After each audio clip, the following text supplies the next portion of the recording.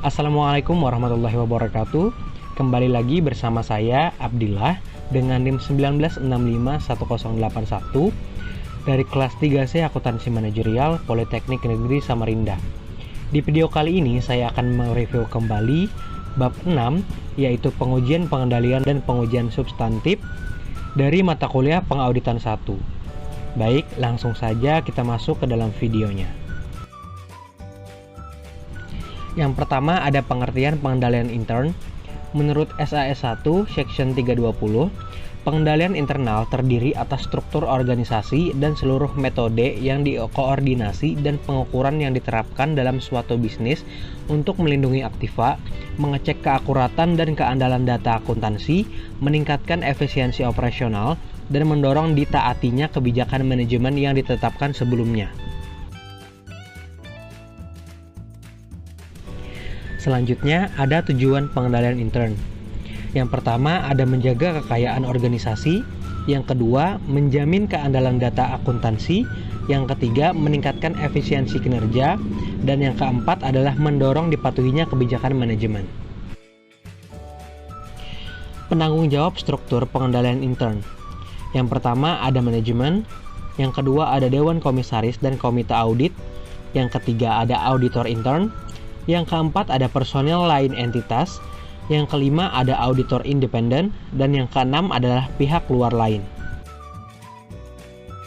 Selanjutnya kita masuk kepada pengujian pengendalian. Pengujian pengendalian adalah prosedur audit yang dilaksanakan untuk menentukan efektivitas desain dan atau operasi pengendalian intern. Pada pengujian pengendalian yang dilakukan berkaitan dengan apakah kebijakan dan prosedur telah didesain memadai untuk mencegah atau mendeteksi salah saji material dalam asersi tertentu dalam laporan keuangan. Contohnya penyimpanan surat berharga klien di lemari besi yang nomor kodenya di tangan bendahara dan direktur keuangan. Tipe pengujian pengendalian. Yang pertama ada pengujian pengendalian bersamaan atau concurrent test of control, dan yang kedua adalah pengujian pengendalian tambahan. Selanjutnya kita masuk ke dalam pengujian pengendalian bersamaan. Pengujian pengendalian bersamaan adalah pengujian yang dilakukan oleh auditor bersamaan waktunya dengan usaha pemerolehan pemahaman atas pengendalian intern. Pengujian pengendalian bersamaan terdiri dari prosedur untuk memperoleh pemahaman dan sekaligus mendapatkan bukti efektivitas pengendalian intern.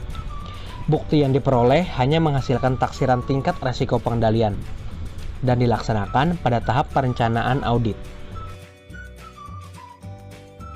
Selanjutnya ada prosedur pengujian pengendalian. Yang pertama ada permintaan keterangan, yang kedua ada pengamatan atau observasi, yang ketiga ada inspeksi, dan yang keempat adalah pelaksanaan kembali. Pengujian pengendalian tambahan. Pengujian ini adalah pengujian yang dilaksanakan oleh auditor dalam pekerjaan lapangan.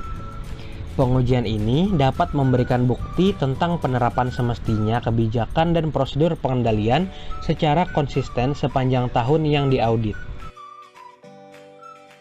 Selanjutnya ada sistem akuntansi dan pengendalian atas transaksi penjualan kredit.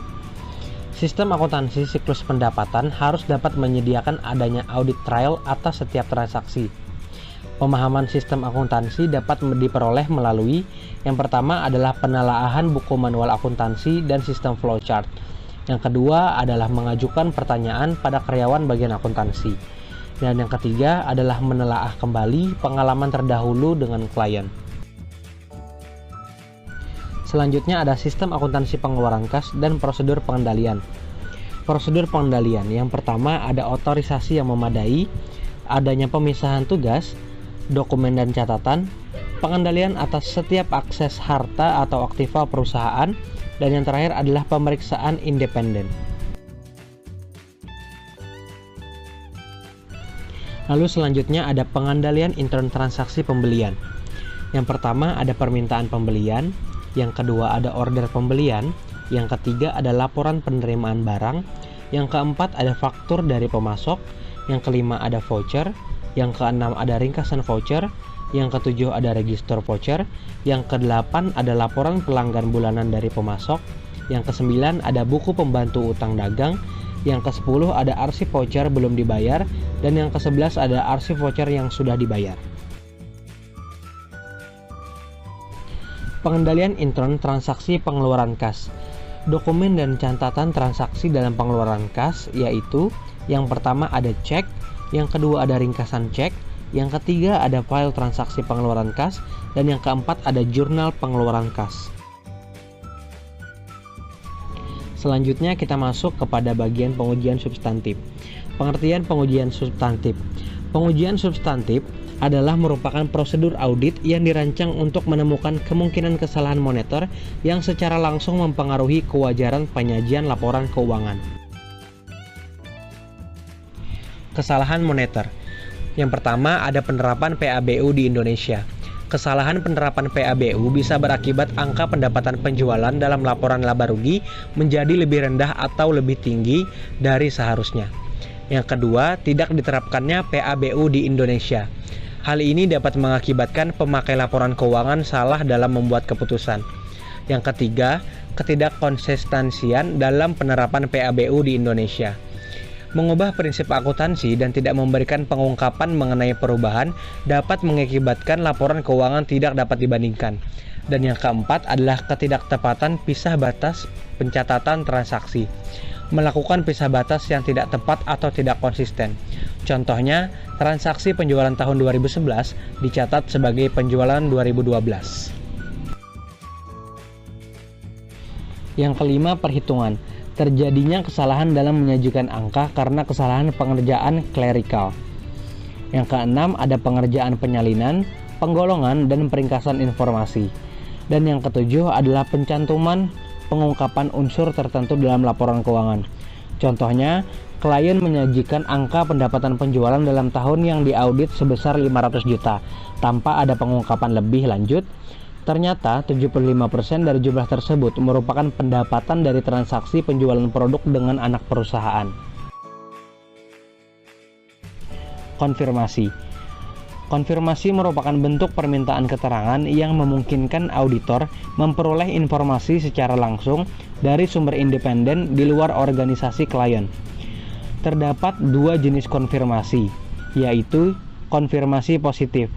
Artinya, debitur cukup menyebutkan apakah saldo piutang dagang tersebut benar atau salah. Dan yang kedua ada konfirmasi negatif, yang artinya debitur cukup menjawab atau mengembalikan surat konfirmasi apabila saldonya salah. Pengujian substantif saldo piutang dagang. Rekening piutang dagang digunakan untuk menampung pencatatan aset perusahaan berupa piutang yang timbul dari penjualan barang dan jasa. Pada kegiatan perusahaan normal, piutang dagang akan dilunasi dalam jangka waktu kurang dari 1 tahun. Rekening yang berkaitan erat dengan piutang dagang adalah penjualan.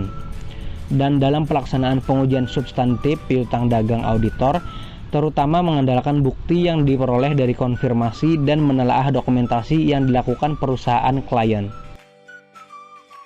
Dan yang terakhir ada pengujian substantif aktiva tetap. Rekening aktiva tetap digunakan untuk menampung pencatatan aset perusahaan yang mempunyai manfaat ekonomis lebih dari 1 tahun. Rekening normal yang terkait dengan aktiva tetap adalah biaya depresiasi, biaya perbaikan, dan biaya sewa gedung atau aset lainnya. Demikianlah video review bab 6 tentang pengujian pengendalian dan pengujian substantif. Terima kasih untuk kalian yang telah mengikuti video ini sampai habis. Semoga video ini bermanfaat untuk kalian. Saya pamit undur diri. Assalamualaikum warahmatullahi wabarakatuh.